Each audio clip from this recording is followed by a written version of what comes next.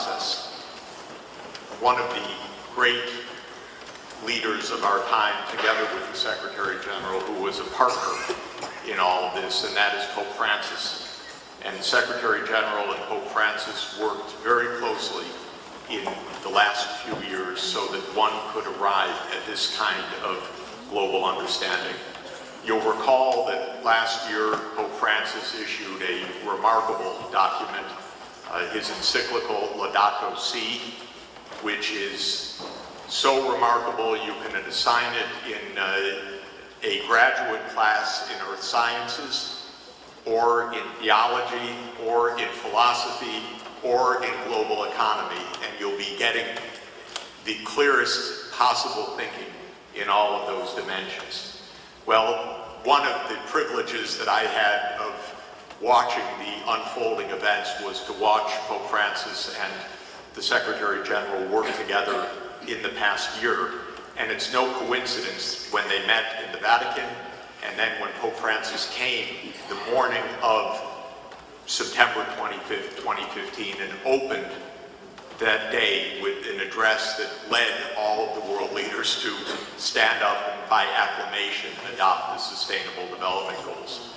Now, in that context, our Ethics in Action program was born, because in the work of the United Nations, together with the Vatican, and with religious leaders and scientific leaders that the Vatican brought from all fields and all over the world and all different religions, so this is across the board, across all religions and non-religious people and scientists and artists, we found a wonderful, wonderful, deep relationship with the leadership of the Church, and especially with a unique organization called the Pontifical Academy of Sciences, which has as its chair Chancellor Bishop Marcelo Sanchez Sorondo.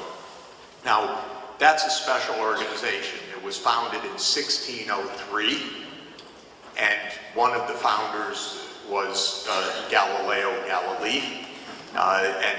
One of the inspirations for the Church was the combination of faith and reason to solve our global problems.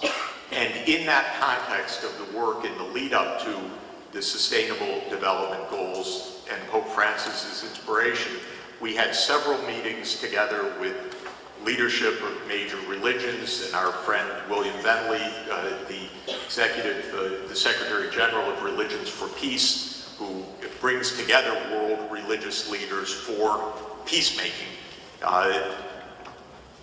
gave the opportunity for us to deepen the notion of putting ethics like the Universal Declaration of Human Rights that Anne mentioned, and that is so wonderful that it's right in the entryway of this building. It's the perfect document as you walk in the building, to put this into action.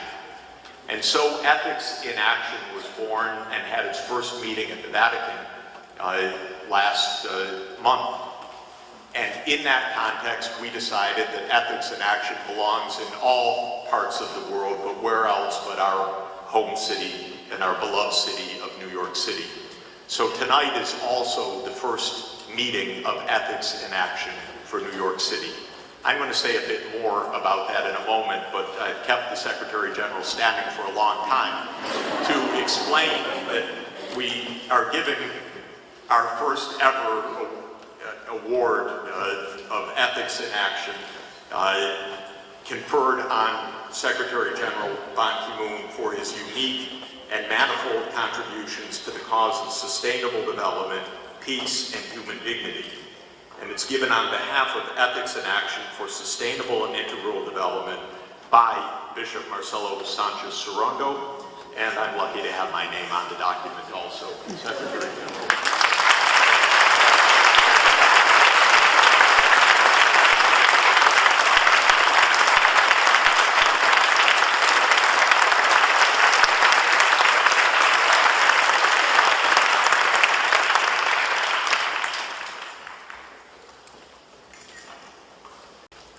For the past decade, I have sought to strengthen the ethical dimensions of our work.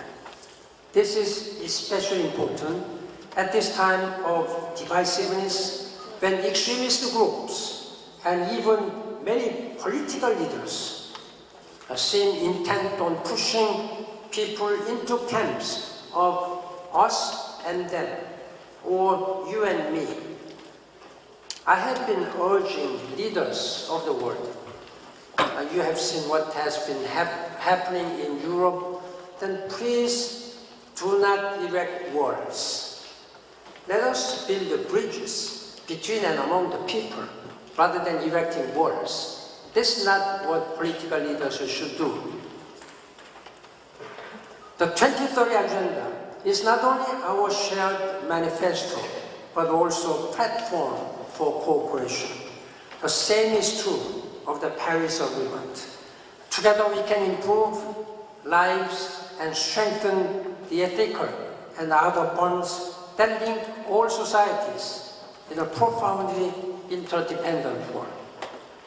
Ladies and gentlemen, thank you again for this recognition, and I'm very much honored. And as I prepare to retire from this job and hand over all this, one of the most impossible jobs to my successor, Antonio Guterres, I trust you will give him a strong support and will work with my successor even more closely, as you have been doing with me and the United Nations. And I thank you very much, and even though I may soon join your group, like the civil society, the peace and security, human rights, and all sustainable development have already been embedded in my body, is in my DNA, so I will work with you to make this world better, healthier, more prosperous, more peaceful for everybody of the world. I thank you very much. Thank you.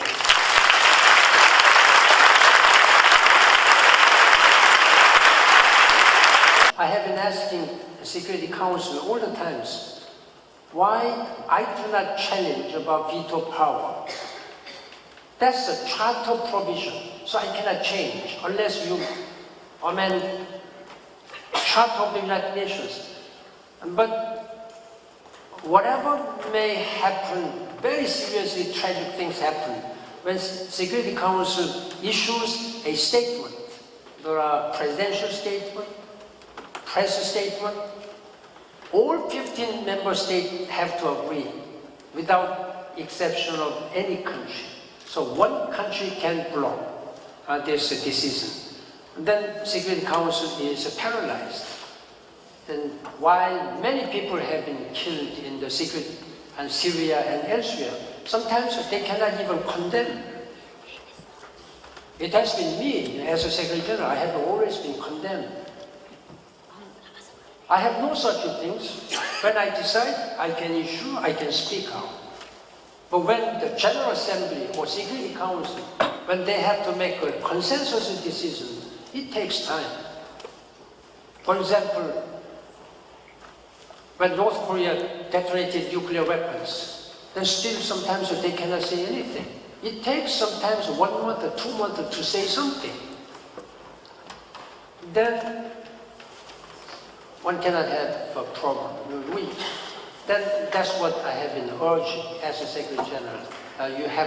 We have to change this decision-making process.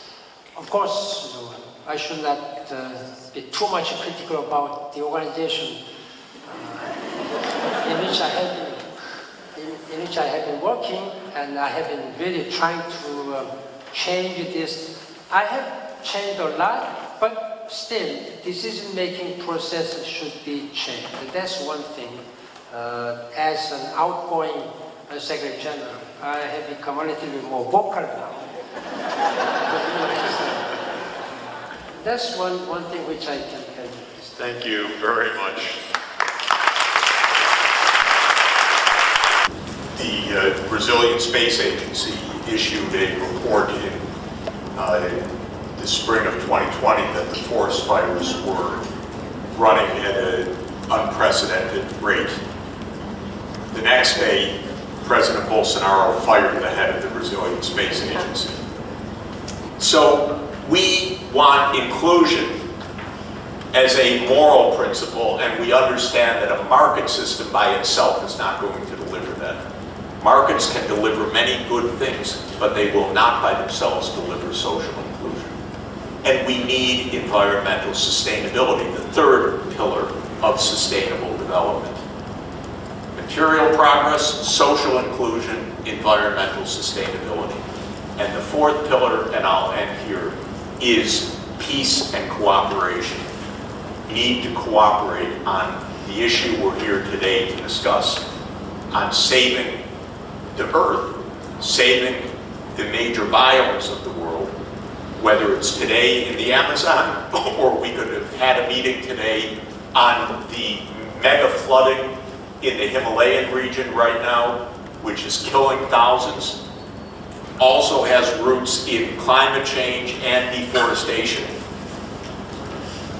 and also needs a science panel for the Himalayas, something I hope that we can help to promote, because the same science-based pathways for sustainable, inclusive, and resilient Himalayan region is also important, and for the Congo Basin, and for other ecosystems in the world.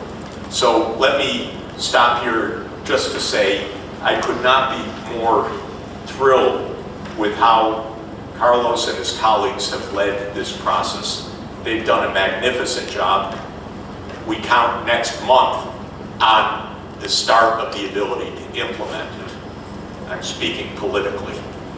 In Brazil, first and foremost, and I think throughout the region, there are many new presidents in the Amazon basin countries that are ready for a new approach, and thank goodness the science panel for the Amazon is pointing the way.